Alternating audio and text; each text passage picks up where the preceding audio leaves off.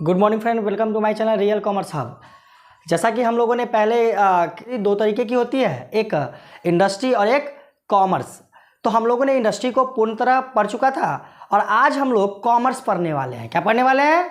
Commerce. Commerce का मतलब हिंदी में कहे तो वाणिज्य होती है। देखिए, वैसे कॉमर्स का मतलब ये होता है बेटा कि किसी वस्तु को उत्पादन स्थान से उपभोक्ता स्थान तक पहुंचाने के लिए जितने भी क्रियाएं की जाती है, सारे क्रियाएं कॉमर्स के अंतर्गत आती है। किसके अंतर्गत आती है? कॉमर्स के अंतर्गत। मतलब कॉमर्स की बात करें तो वाणिज्य की बात करें हम, अर्थात कॉमर्स। क्या पढ़ने वाले आज हम लोग? कॉमर्स मतलब वाणिज्य। देखिए, वाणिज्य का मतलब अगर एक बात करूं तो क्या कहा जाता है? उत्पादन स्थान से क्रय विक्रय या सहायक क्रियाएं। क्या क्रियाएं? ये क्या कहलाता है? या इसी को हम लोग क्या कहते हैं? वाणिज्य कहते हैं। क्या कहते हैं? वाणिज्य। आइए, जब कहाँ चला जाता है तो उपभोक्ता के पास, उपभोक्ता स्थान। अर्थात कॉमर्स की बात करें बेटा तो कॉमर्स का मतलब होता है कि जो भी क्रिया, मतलब उत्पादन स्थान से लेकर के उपभोक्ता स्थान तक पहुंचने के लिए जो जिन जिन क्रियाओं प्रक्रियाओं से गुजरनी होती है उसे कॉमर्स कहते हैं। क्या कहते हैं?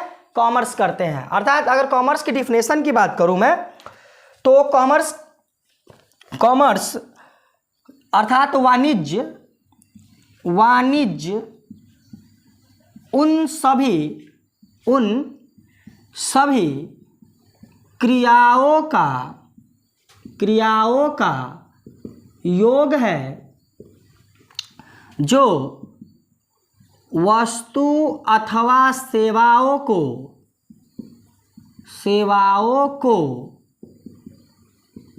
उत्पादन स्थान से उपभोक्ता स्थान तक ले जाने के लिए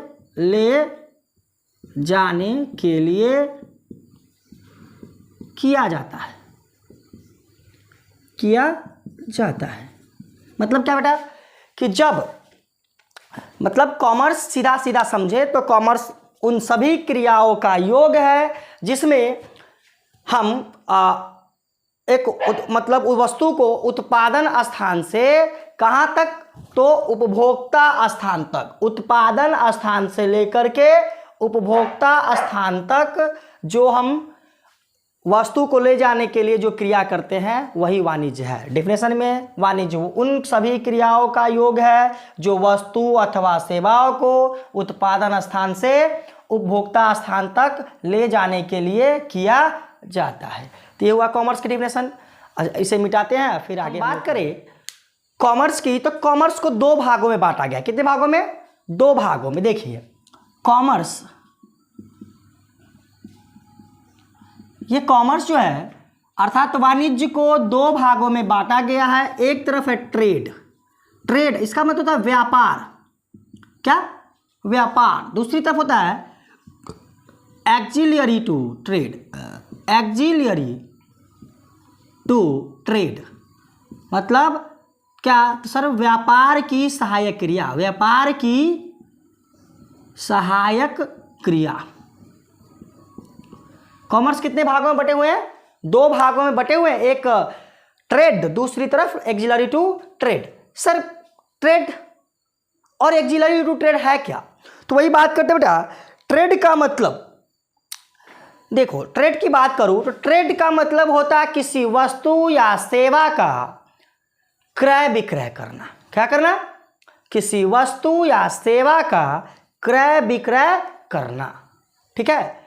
लेकिन वही बात करूं एक्जिलरी टू ट्रेड तो किसी वस्तु को या सेवा को बनाने से लेकर के उपभोक्ता तक पहुंचाने के लिए जितने भी क्रियाएं की जाती है, समझ लीजिए, बनाने में भी कुछ क्रियाएं ऐसी जो होती है जो मदद करती है, चीज़ों को बनाने में जो सहायता प्रदान करती है और उसे बना करके फिर उपभोक्ता स्थान तक ले जाने के लिए जो चीज़ें जो क्रियाएं की जाती है उसे हम लोग क्या कहते हैं, एक्जिलरी टू ट्रेड कहते हैं। क्या कहते हैं, एक्जिलरी टू ट्रेड, अर्थात व्यापार की सहायक क्रिया। तो चलिए हम दोनों का डिफरेंस लिखते हैं इसका, किसका, व्यापार का। तो कहते हैं इसका अभिप्राय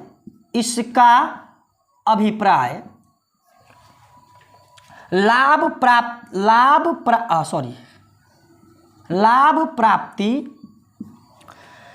के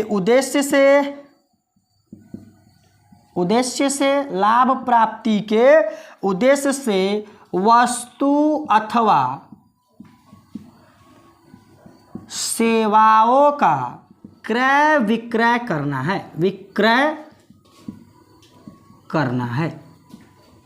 क्या है, इसका अभिप्राय लाभ प्राप्ति के उद्देश्य से वस्तु अथवा सेवाओं का क्रय विक्रय करना है, तो इसे हम लोग व्यापार कहेंगे। क्या कहेंगे, व्यापार कहेंगे। ओके, दूसरी तरफ ये एक्जिलरी टू ट्रेड, क्या है एक्जिलरी टू ट्रेड, मतलब व्यापार की सहायक क्रियाएं। क्या, व्यापार की सहायक क्रियाएं। तो देखो इसका मतलब क्या होता है, इसका अभिप्राय उन क्रियाओं से है, इसका अभिप्राय उन क्रियाओं से है जो व्यापार में होने वाली विभिन्न क्रियाओं या विभिन्न बाधाओं का दूर करने के लिए किया जाता है।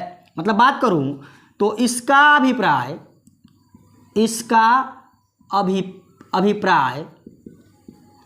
उन सभी क्रियाओं से है जो व्यापार में उत्पन्न होने वाली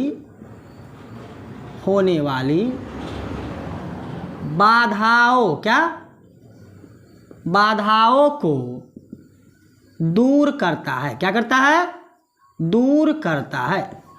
मतलब क्या सर, हाँ, व्यापार में बहुत सारे बाधाएं आ सकते हैं बेटा, जैसे पैसे की बाधा है ना, सुरक्षा की बाधा, क्या कहते हैं उसको वेयर हाउसिंग, डेट मीन संग्रहण की बाधा, भंडारण, भाई रखे कहाँ सामान को, बना तो लिए सामान लेकिन सामान रखे कहाँ, क्या एक ही दिन में सामान बिक जाएगी, ऐसा तो है नहीं सकता। तो सामान बनाए रख दिए, अगर ठीक है एक स्थान से दूसरे स्थान तक सामान को पहुंचाए कैसे, मतलब आप दिल्ली में हो और आप चाहते हो कि यहाँ से माल दिल्ली लिया जा सके, ठीक है ना। अगर आप मतलब मान लो कि दो बिजनेसमैन, एक मुंबई में एक दिल्ली में, तो दिल्ली वाला चाहे कि मुंबई से माल मंगवाना है तो उसे किसकी मदद लेनी पड़ेगी, तो जिन चीज़ों की उनको मदद लेनी पड़ेगी तो उसे हम लोग कहते हैं व्यापार की सहायक क्रियाएं। क्या कहते हैं, व्यापार की सहायक क्रियाएं। पहले आप लोग इसे देख लीजिए, कॉमर्स कितने दो भागों में बटा है, ट्रेड, दूसरी एक्जिलरी टू ट्रेड। ट्रेड का अभिप्राय, इसका अभिप्राय लाभ प्राप्ति के उद्देश्य से वस्तु अथवा सेवाओं का क्रय विक्रय करना है। क्या करना है, क्रय विक्रय करना, मतलब बेचना खरीदना, खरीदना बेचना, खरीदना बेचना, ठीक है ना। दूसरी तरफ एक्जिलरी टू ट्रेड का मतलब व्यापार की सहायक क्रियाएं, इसका अभिप्राय उन सभी क्रियाओं से है जो व्यापार में उत्पन्न होने वाली बाधाओं को दूर करता है, ठीक है ना। इसे देखिए, एक स्क्रीनशॉट लीजिए। हम लोग ट्रेड को देखते हैं। ट्रेड क्या है, ट्रेड, ये जो ट्रेड है ये दो भागों में बटा होता है। कितने भागों में, दो भागों में। देखिए अच्छे से, एक भाग इसका होता है देसी व्यापार, देसी व्यापार, मतलब इसको अंग्रेजी में कहते हैं हम लोग नेशनल ट्रेड। क्या कहते हैं, है ना, नेशनल ट्रेड। दूसरा होता है विदेशी व्यापार, इसको हम लोग अंग्रेजी में कहते हैं इंटरनेशनल ट्रेड। क्या कहते हैं, इंटरनेशनल ट्रेड। देसी व्यापार और विदेशी व्यापार। देखिए समानता समझिए, पहले इसको मैं समझाऊंगा, पहले इसको देख लीजिए। अब देसी व्यापार ये तीन भागों में बटे होते हैं। कितने भागों में बटे होते हैं, तीन भागों में, है ना। देखिए सर कैसे तीन भागों में, बताता हूं। देखिए, एक होता है स्थानीय व्यापार। दूसरा राज्यीय व्यापार।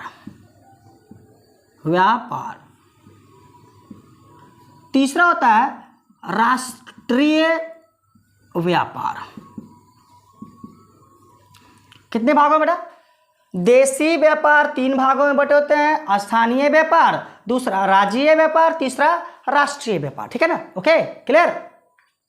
दूसरी तरफ विदेशी व्यापार, ये विदेशी व्यापार भी 3 भागों में बटे होते हैं बेटा। आप कहेंगे सर क्या क्या? देखिए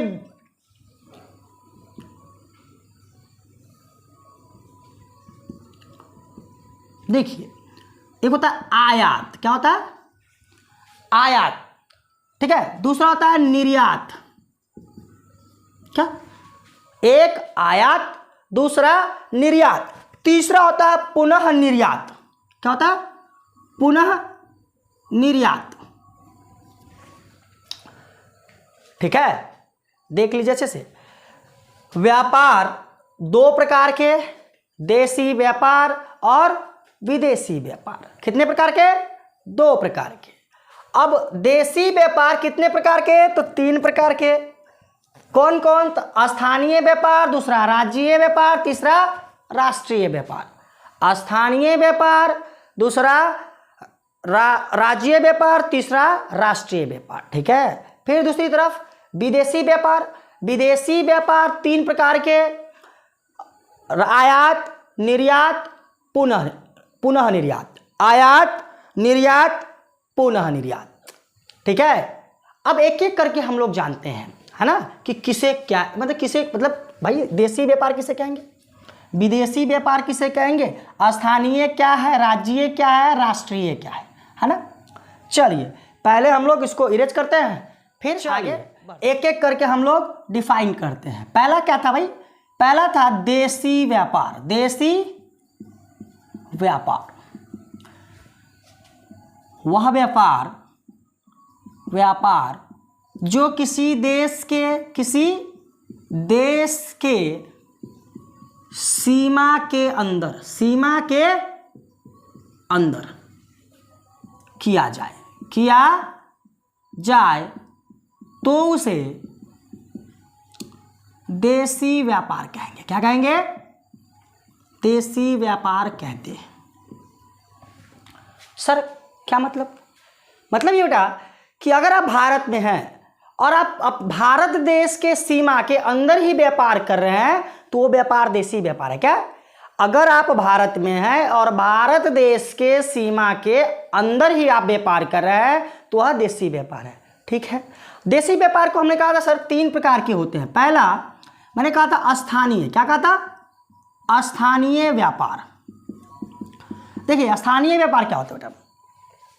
स्थानीय व्यापार का मतलब ये होता है बेटा कि जब आप जिस क्षेत्र में हैं, अर्थात जैसे मैं सीतामढ़ी जिले से हूं, सीतामढ़ी जिले के भीतर ही अगर बिजनेस करूं, समझिए अच्छे से, क्या कहूं, मैं जिस क्षेत्र में हूं उसी क्षेत्र में, उसी एरिए में अगर बिजनेस को करते हैं तो उसको कहते हैं स्थानीय व्यापार। क्या कहते हैं बेटा? स्थानीय व्यापार। मतलब आप जिस क्षेत्र में हैं उसी क्षेत्र में अगर व्यापार करते हैं तो वह स्थानीय व्यापार है। क्या है? स्थानीय व्यापार। ठीक है ना। देखिए कह सकते हैं स्थानीय व्यापार, स्थानीय व्यापार किसी गांव, मोहल्ले या जिले, है ना, के भीतर हो रहे व्यापार को स्थानीय व्यापार कहते हैं। स्थानीय व्यापार कहते हैं। क्या कहा हमने? स्थानीय व्यापार किसी गांव, मोहल्ले या जिले के भीतर, क्या के भीतर हो रहे व्यापार को स्थानीय व्यापार कहते हैं। सर कुछ समझ नहीं आया? समझाता हूं बेटा। मान लो आपने रुई की बिजनेस करी। किसकी? और आप मैं जैसे मैंने रुई की बिजनेस करी, मैं सीतामढ़ी का हूँ और मैं चाहता हूँ कि अपने सीतामढ़ी जिले या मैं जिस गांव में हूँ, जिस गांव का हूँ, उसी गांव के भीतर अगर बिजनेस को फैला दूँ, ठीक है ना, मतलब मैं सीतामढ़ी जिला का हूँ और सीतामढ़ी के भीतर ही अपने व्यापार को रख लूँ, ठीक है ना, उसी पूरे सीतामढ़ी में ही केवल अपने व्यापार को चलाऊँ, तो उसे कहेंगे हम लोग स्थानीय व्यापार, क्योंकि मेरा स्थान है, जन्मभूमि है यही, है ना, और मैं यही चला ही रहा हूँ बिजनेस को, तो इसे कहेंगे स्थानीय व्यापार, स्थानीय व्यापार। कोई दिक्कत? दूसरी तरफ मैंने बात करा था, दूसरा होता है राज्यीय, क्या, राज्यीय व्यापार। क्या सर? राज्यीय व्यापार मतलब क्या बेटा?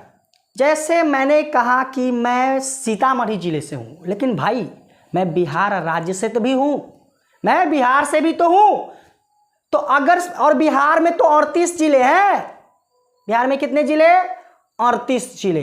तो मैं अगर मैं सीतामढ़ी से हूं, अगर सीतामढ़ी में ही बिजनेस करूं तो मैं स्थानीय व्यापार करा, लेकिन मैं सीतामढ़ी से हूं और मैं चाहता हूं पूरे बिहार में बिजनेस करने को, अर्थात पूरे राज्य में। किसमें? मैं अपने पूरे राज्य में चाहता हूं कि मैं अपना बिजनेस चलाऊं, तो वह कहलाएगा राज्यीय व्यापार। क्या कहलाएगा? अर्थात मैं जिस राज्य में हूं उस पूरे राज्य में चाहूं बिजनेस को फैलाऊं, चलाऊं, तो क्या कहलाएगा? राज्यीय व्यापार कहलाएगा। क्या कहलाएगा? हाँ, मैं एक बात करूं कि जब स्थानीय व्यापार से ऊपर उठकर पूरे राज्य में, जैसे मैं बिहार में हूं तो पूरे बिहार में, है ना, पूरे राज्य में व्यापार किया जाए तो ऐसे व्यापार को राज्यीय स्टेट लेवल बिजनेस, राज्यीय व्यापार मतलब स्टेट लेवल बिजनेस, है ना, राज्यीय व्यापार कहते हैं। कि जैसे मैंने उदाहरण के लिए बताया कि मैं सीतामढ़ी जिले से हूँ, मैं बिहार राज्य से हूँ, तो अगर मैंने केवल सीतामढ़ी जिले में बिजनेस को करा तो कहलाएगा स्थानीय व्यापार, और अगर मैंने पूरे बिहार में, मतलब बिहार के 38 जिले, कितने? 38 जिलों, है ना, जैसे मुंगेर, भागलपुर, है ना, सीतामढ़ी, दरभंगा, पटना, सब में बिजनेस को अगर फैला दूं तो यह मेरा राज्यीय व्यापार है। क्या है? राज्यीय व्यापार। समझे? चलिए थोड़ा और आगे बढ़ते हैं हम लोग और जानते हैं क्या सर तीसरा अपना है भाई राष्ट्रीय व्यापार। राष्ट्रीय व्यापार ये थोड़ा सा इससे बड़ा, ये तो इससे बड़ा ये हो गया कि जब हम पूरे देश के विभिन्न राज्यों में, क्या, जब हम अपने पूरे देश के विभिन्न राज्यों में व्यापार करेंगे तो उसे हम लोग राष्ट्रीय व्यापार कहेंगे। क्या कहेंगे? राष्ट्रीय व्यापार। When I do my trade in a whole of the countries, then called a national business, national trade। जब हम अपने व्यापार को पूरे देश में, अर्थात मैं अपने भारत के पूरे राज्य, अर्थात बिहार के बाहर भी, क्या, बिहार के बाहर भी, जैसे बिहार से दिल्ली, बिहार से मुंबई, बिहार से कहीं अन्य राज्य, मध्य प्रदेश, बिहार से उड़ीसा को अगर मतलब क्रय विक्रय कर रहा हूं तो इसका मतलब यह है कि मैं राष्ट्रीय व्यापार कर रहा हूं। क्या कर रहा हूं? राष्ट्रीय व्यापार। तो मैं कहूं जब व्यापार एक ही देश के, जब व्यापार एक ही देश के विभिन्न राज्यों में, किसमें? विभिन्न राज्यों में किया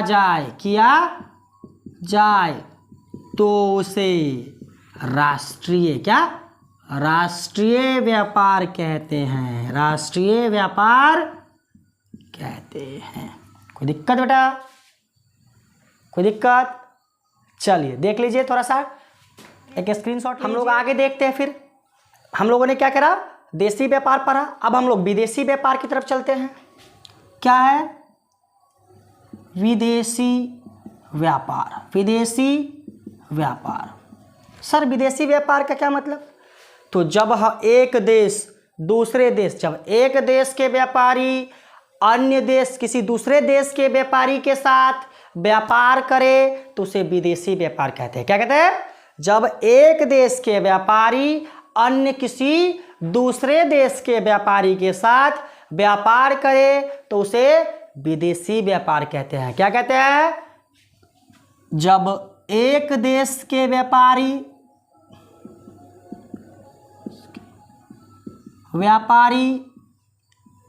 किसी दूसरे देश के व्यापारी से दूसरे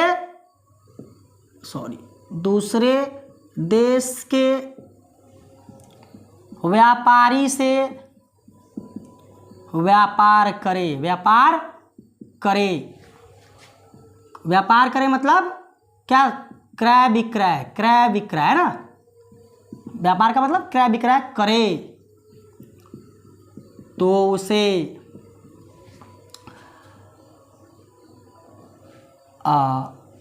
विदेशी व्यापार कहते हैं। विदेशी व्यापार कहते हैं।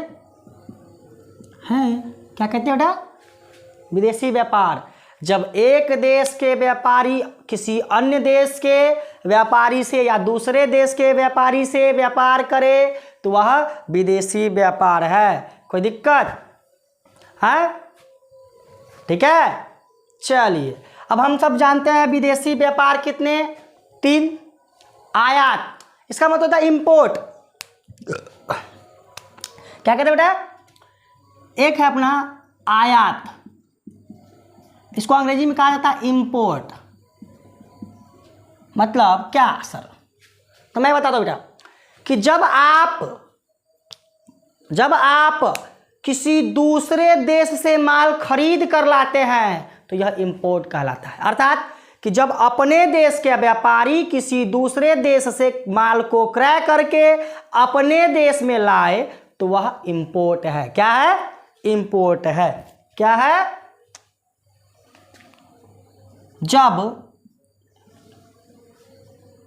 जब एक देश के व्यापारी दूसरे देश से माल क्रय करता है। क्या करता है? दूसरे देश से माल क्रय करता है तो उसे इंपोर्ट कहते हैं। इंपोर्ट मतलब आयात कहते हैं। कोई दिक्कत? जैसे भारत के व्यापारी अगर अमेरिका से कोई माल क्रय करके लाता है तो वह इंपोर्ट कहलाएगा। क्या कहलाएगा बेटा? इंपोर्ट कहलाएगा। कोई दिक्कत? चलिए दूसरा देखिए, इसका दूसरा क्या है? एक्सपोर्ट मतलब निर्यात। दूसरा क्या है? निर्यात, है ना। निर्यात का मतलब क्या बेटा? कि जब एक देश के व्यापारी किसी अन्य देश को माल विक्रय करता है ना। when a trader sell its goods to another countries, then called a trader export to him, है ना। मतलब क्या सर? कि जब एक देश के व्यापारी दूसरे देश को अब यहां पर से नहीं को, इस पर ध्यान देना है, देश को माल विक्रय करता है। क्या करता है?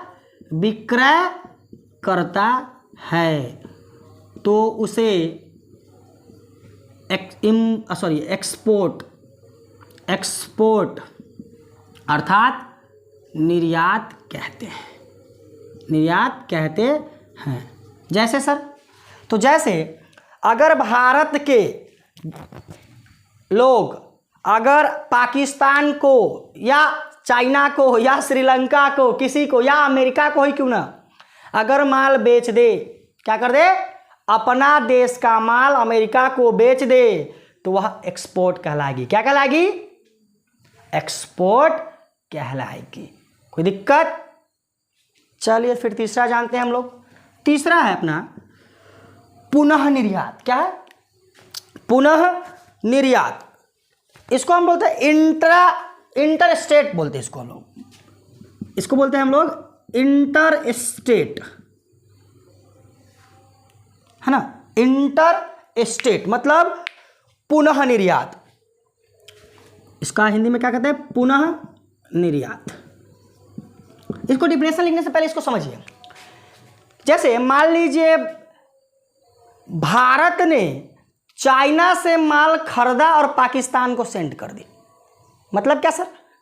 भारत ने चाइना से माल खरीदा और पाकिस्तान को सेंड कर दी। मतलब जब एक देश अन्य देश से माल क्रय करके किसी तीसरे देश को दे देता, मतलब एक देश किसी दूसरे देश से माल क्रय करके किसी तीसरे देश को बेच दे, तुरंत अपने देश में मंगाए बिना, खरीदा, भारत ने चीन से माल खरीदा और पाकिस्तान को अगर बेच दिया, तो वह कहलाएगा पुनः निर्यात। क्या कहलाएगा? पुनः निर्यात। मतलब जब एक देश दूसरे देश से माल क्रय कर तीसरे देश को विक्रय कर दे। क्या कर दे? बेच दे। क्रय मतलब खरीदना, विक्रय मतलब बेचना। विक्रय कर दे तो उसे पुनः निर्यात कहते हैं। पुनः निर्यात कहते हैं। चलिए इतना नोट डाउन कीजिए। फिर आगे हम लोग आगे बढ़ते हैं और अब हम लोग दूसरी तरफ चलते हैं। एक तो ट्रेड पढ़ लिया, अब हम लोग चलते हैं एक्जिलरी टू ट्रेड की ओर। एक्जिलरी टू ट्रेड की ओर। चलिए मैं लिखने वाला हूँ, यहाँ है एक्जिलरी टू ट्रेड, मतलब व्यापार की सहायक क्रियाएं। सर इसका डिफिनेशन तो मैंने बता दिया कि व्यापार में उत्पन्न होने वाली बाधाओं को जो दूर करे वह क्या है? व्यापार की सहायक क्रिया।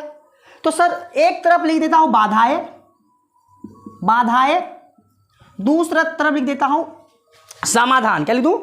समाधान। एक तरफ बाधाएं, दूसरे तरफ समाधान। कि देखिए व्यापार में क्या क्या बाधाएं आती है और उसका उपाय क्या है, उसका समाधान कौन करता है, वही कहलाता है भाई व्यापार की सहायक क्रिया है। विभिन्न बाधाओं को दूर करने वाला चीज ही व्यापार की, समाधान ही व्यापार की सहायक क्रिया है। क्या है? व्यापार में के जो समाधान करेगा इस बाधाओं को, वह व्यापार की सहायक क्रिया कहलाएगी। जैसे पहला व्यक्ति की बाधा। क्या है? व्यक्ति की बाधा कि भैया अगर व्यक्ति कम पड़ गया, जैसे मान लीजिए माल हमको यहाँ से ले करके हम दिल्ली में बैठकर बिजनेस करें या दिल्ली से माल अपना मंगवाए, तो यहाँ तक पहुँचाने के लिए हमारी जो चीज़ें लगेगी उसको कौन दूर करेगा? तो भैया मध्यस्थ। जो माल दिल्ली में बनता है, वह पटना किसी एजेंसी में आ गया, फिर पटना एजेंसी से सीतामढ़ी किसी होलसेलर के पास, और फिर मैं सीतामढ़ी का अगर एक व्यापारी हूँ, थोक विक्रेता, तो मेरे पास आ जाएगा। किसके पास आ जाएगा? मेरे पास। ठीक है, तो चलिए, तो इसको क्या कहते हैं? हम लोग बात करें तो मध्यस्थ। क्या? मध्यस्थ इसको दूर करता है। मीडिएटर अंग्रेजी में क्या कहा जाता है इसको अंग्रेजी इसको, है ना, इसको मिडिल मैन भी बोलते हैं। दूसरा बाधा अगर आ गया बेटा, मान लो स्थान की बाधा। स्थान की बाधा, सर वही बात, स्थान की बाधा मतलब अगर दिल्ली से हमें सीतामढ़ी तक की दूरी को तय करना है तो कौन करेगा? परिवहन, मतलब ट्रांसपोर्टेशन। इसको बाधा को कौन दूर करेगा? ट्रांसपोर्टेशन। कोई दिक्कत? तीसरा, अगर समय लग गया भाई, समय तो होता था ना भाई ज़्यादा, समय की बाधा, मान लीजिए कि आज माल बना तो क्या आज ही माल पूरा बिक जाएगा?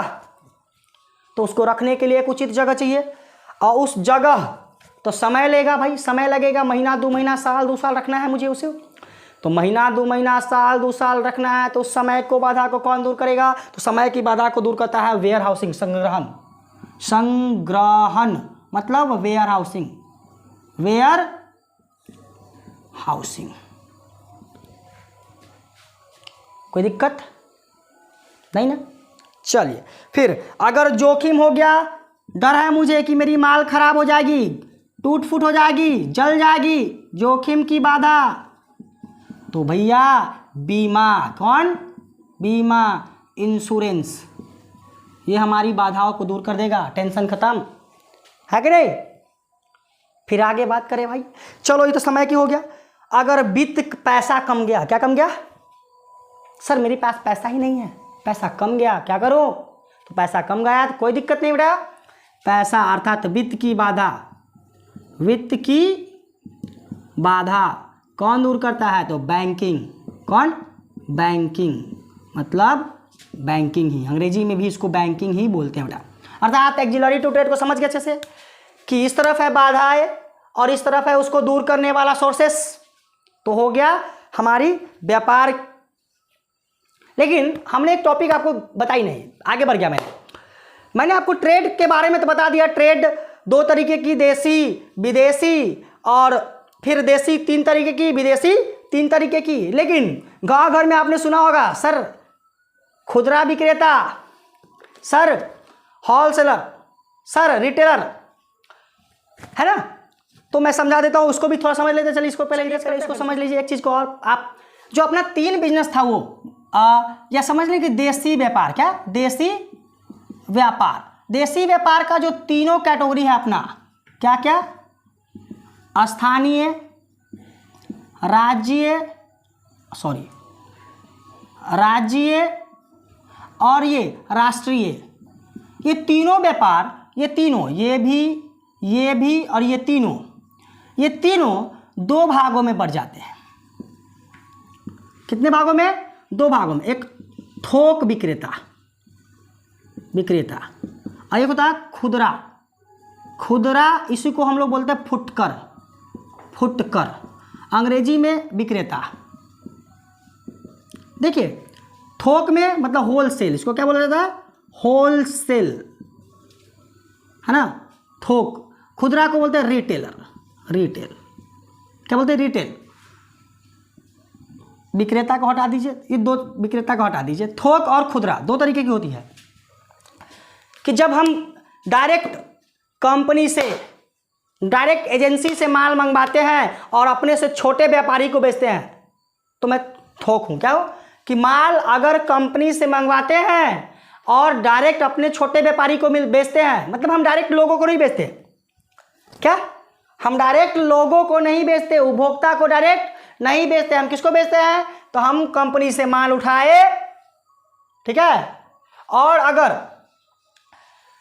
अपने से छोटे व्यापारी को ही बेच दे तो मैं थोक विक्रेता हूं। क्या है? थोक, मतलब मेरी बिजनेस थोक की है ना। वो 3 हो सकता है, 3 में से कोई हो सकता है भाई। वो स्थानीय हो तो भी थोक, राज्य हो तो भी थोक, या राष्ट्रीय हो तो भी थोक, है कि नहीं?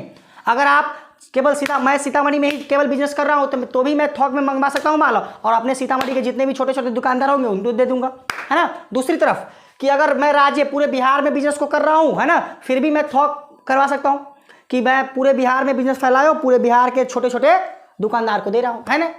तीसरी तरफ पूरे देश की, हाँ पूरे देश में मेरा मतलब पूरे देश की लोगों को मतलब मेरे व्यापार है पूरे देश में, और मैं पूरे देश के छोटे छोटे व्यापारियों को अगर हम माल दे रहे हैं तो उसे कहेंगे थोक विक्रेता। लेकिन दूसरी तरफ होता है बेटा खुदरा विक्रेता। तो खुदरा विक्रेता का क्या होता है सर? तो खुदरा विक्रेता का सीधा संबंध उपभोक्ता से होता है। किससे? उपभोक्ता से। वो क्या करता है? थोक विक्रेता से माल लिया, थोक विक्रेता से माल लिया और वो क्या करेगा? उपभोक्ता तक दे दिएगा, और उपभोक्ता उस चीज का उपभोग कर जाएगा, मतलब उपयोग कर जाएगा। जैसे मैं समझाता हूं, एक उदाहरण देता हूं, उसको खूब अच्छे से समझ लेना, दोनों समझ में आ जाएगी। मान लो आपकी एक साबुन, कोई साबुन की कंपनी है, आप कंपनी है ना, तो आप कंपनी है तो कंपनी तो माल को बनाएगी ना, साबुन बनाएगी तो उद्योग है ना। लेकिन आपने कंपनी से इसने खरीद लिया, स्थानीय व्यापारी ने, मतलब मैंने खरीद ली, मैं मान लो कि मैं सीतामढ़ी से हूँ और मैं सीतामढ़ी में उसको कंपनी से खरीदा माल। लेकिन जब मैं कंपनी से माल खरीद रहा हूँ तो ज़्यादा मात्रा में खरीदना पड़ेगा, और ज़्यादा मात्रा में खरीदा इसका मतलब मैं थोक विक्रेता हूँ, है ना। और ज़्यादा मात्रा में खरीद कर उस ज़्यादा मात्रा को छोटे छोटे मात्रा में करके मैंने छोटे छोटे दुकानदार को दे दी। अब वो छोटे छोटे दुकान तो मैं तो हो गया भाई थोक विक्रेता ना, मैंने डायरेक्ट कंपनी से माल खरीदा और छोटे छोटे दुकान वाले को दे रहा हूँ, है ना, तो मैं थोक विक्रेता। दूसरी तरफ अब थोक विक्रेता को मैंने खुदरा विक्रेता को दे दिया, वो क्या करेगा, लोगों में दे देगा, मतलब लोगों को बेचेगा, वो डायरेक्टली आकर के किसको बेचेगा, लोगों को बेचेगा, और लोग उसका उपयोग कर जाएंगे, साबुन को लगा लेंगे साबुन, है ना, तो उसको आसात कहा जाए।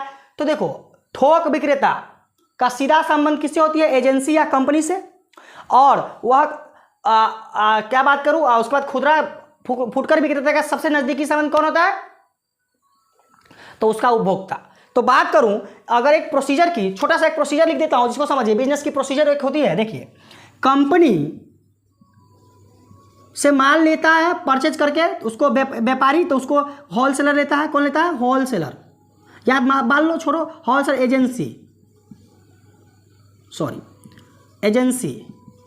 एजेंसी वाले लेते हैं, कंपनी एजेंसी को माल बेचता है, एजेंसी होलसेलर को, है ना, और होलसेलर रिटेलर को, और रिटेलर किसको, तो भैया ये कंज्यूमर को,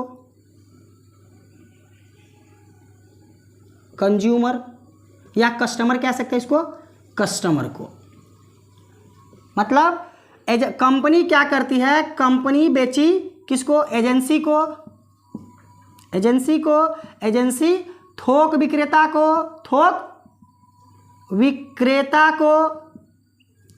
और थोक विक्रेता खुदरा विक्रेता को,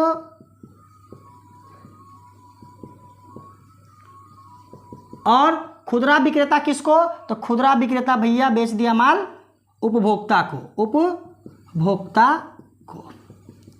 आपसे कभी कभी सवाल पूछा जाएगा कि कंपनी का सबसे नजदीक का संबंध किससे होता है, क्या उपभोक्ता से, नहीं, एजेंसी वालों से। किससे, एजेंसी वालों से। कोई दिक्कत किसी को, अब बेटा एजेंसी वालों को सबसे ज्यादा करीबी तो दो व्यक्ति से, किसको भाई, कंपनी से भी और होलसेलर से भी। कोई दिक्कत, देखिए एजेंसी वाले का संबंध होलसेलर से भी और कंपनी से भी, है ना। और होलसेलर का संबंध, तो होलसेलर का संबंध किससे, एजेंसी वाले से और रिटेलर से। अब भैया रिटेलर का किससे संबंध, सीधा थोक विक्रेता वाले से, सॉरी खुदरा विक्रेता वाले। रिटेलर का किससे संबंध, रिटेलर का संबंध भैया थोक विक्रेता वाले और कस्टमर से। और कस्टमर का किसका संबंध, तो भैया वो तो केवल रिटेलर को जानता है, खुदरा व्यापारी को, और आपको नहीं जानता, कंपनी को नहीं जानता हुआ, है ना। किसी कंपनी का हो उसको तो आपसे माल लेना है ना, बेचारा आपसे लेता है, उपयोग कर जाता है। ठीक है बेटा, चलिए आज के लिए इतना ही, आगे हम लोग फिर नेक्स्ट क्लास में बनेंगे। बेटा वीडियो आने में थोड़ा देर हो जाती है पर्सनल प्रॉब्लम्स के कारण, थोड़ी बिजी रहता हूँ, मतलब थोड़ा सा पर्सनली काम से बाहर जाना पड़ता है, इसकी वजह से थोड़ा होम आउट हो जाऊँ तो थोड़ा वीडियो नहीं बना पाता हूँ। लेकिन आप लोगों के प्यार, दुआ और आशीर्वाद के लिए धन्यवाद, है ना। ऐसे ही हमारे चैनल पर बने रहिए। अपने दोस्तों में वीडियो को शेयर कीजिए, लाइक कीजिए, शेयर को सब्सक्राइब कीजिए, है ना, हमारे चैनल को, और खुश रहिए, खूब मिलाकर पढ़िए, अच्छे से पढ़िए और आगे बढ़िए, ठीक है ना। क्योंकि एपीजे अब्दुल कलाम जी ने कहा, like the sun you have to burn like the sun, if you shine like the sun you have to burn like the sun. कहावत है कि यदि अगर आप सूर्य की तरह चमकना चाहते हैं तो सूर्य की तरह जलना भी होगा। Okay, thank you.